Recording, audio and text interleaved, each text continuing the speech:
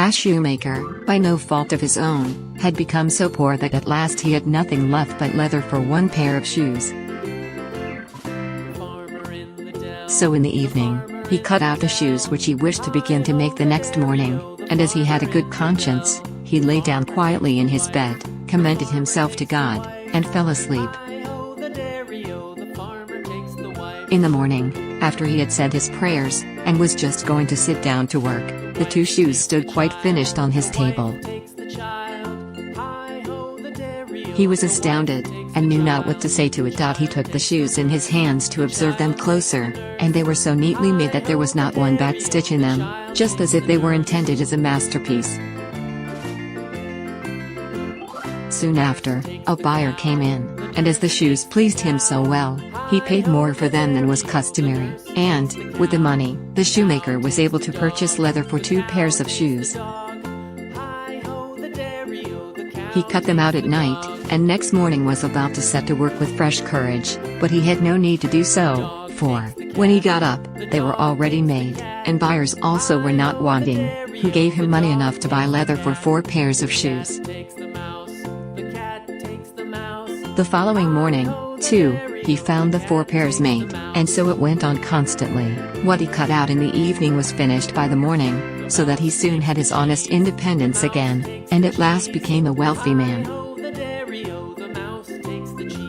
Now it befell that one evening not long before Christmas, when the man had been cutting out, he said to his wife, before going to bed, "What think you if we were to stay up tonight to see who it is that lends us this helping hand?"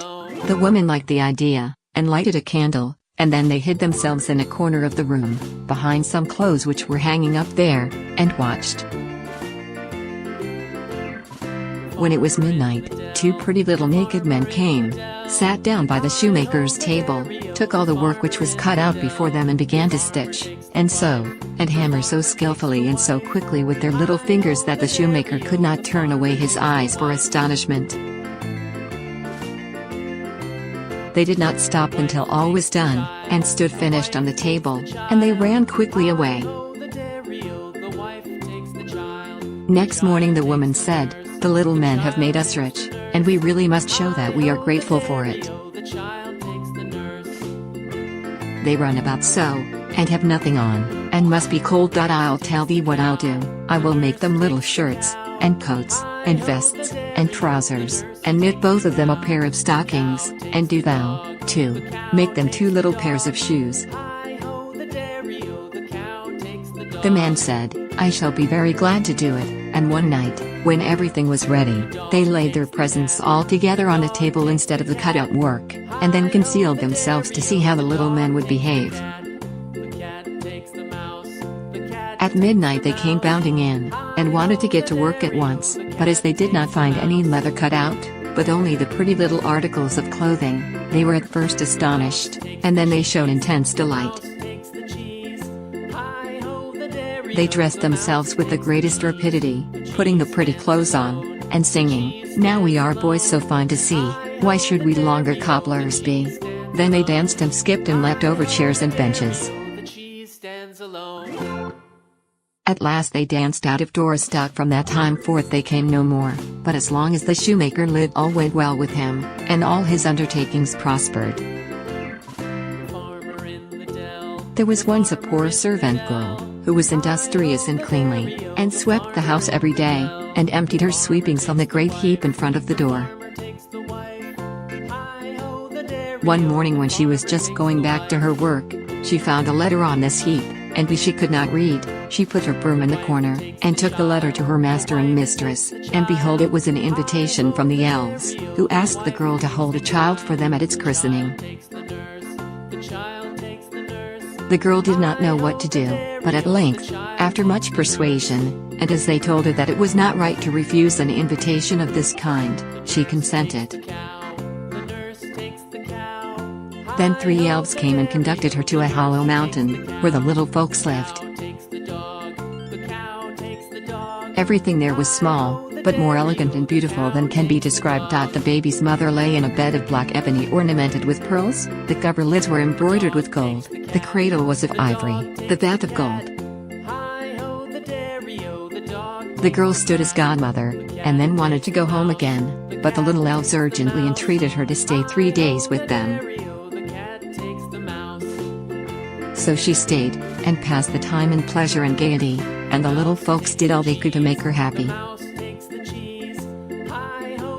At last she set out on her way home. Then first they filled her pockets quite full of money, and after that they let her out of the mountain again. When she got home, she wanted to begin her work, and took the broom, which was still standing in the corner, in her hand and began to sweep. Then some strangers came out of the house, who asked her who she was, and what business she had there. And she had not, as she thought, been 3 days with the little men in the mountains, but 7 years, and in the meantime her former masters had died. A certain mother's child had been taken away out of its cradle by the elves, and a changeling with a large head and staring eyes, which would do nothing but eat and drink, laid in its place.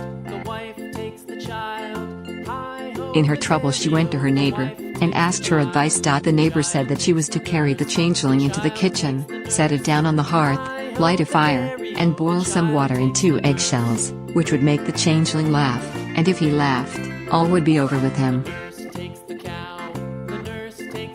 The woman did everything that her neighbor bade her. When she put the eggshells with water on the fire, the imp said, "I am as old now as the Wester forest, but never yet have I seen anyone boil anything in an eggshell." And he began to laugh at it.